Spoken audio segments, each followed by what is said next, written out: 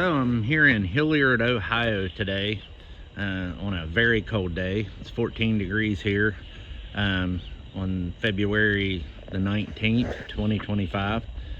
On a road trip up to Lake Erie and made a stop in here to look at this caboose that's on display here. It's got a very nice display. The significance of this caboose is this is A800, which was later re-lettered for the Chesapeake and Ohio Railroad. This was originally built for the Pere Marquette Railroad as caboose number 800.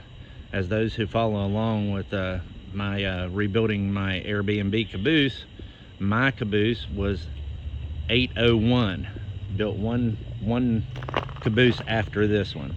So figured I'd swing in here and get some ideas of what this actual caboose looked like when it was originally built.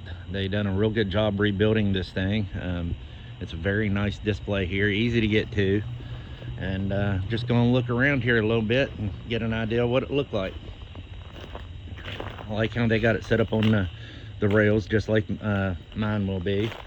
Got the original wheels that's carried correct for this caboose.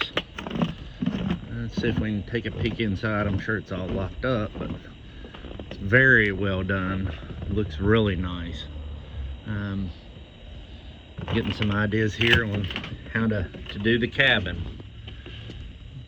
It's got a nice display inside. I wish it was unlocked and we could get inside.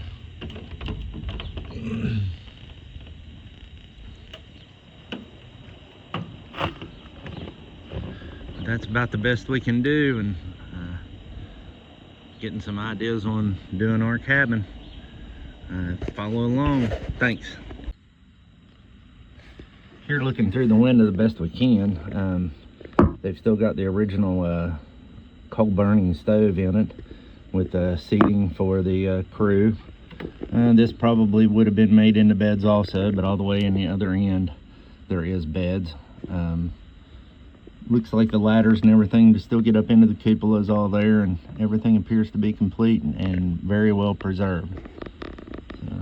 Wish we could get inside. Quick look underneath. These are the same type wheel sets that our caboose has. Everything is still under this one. The air piping and air brake control valves and all that.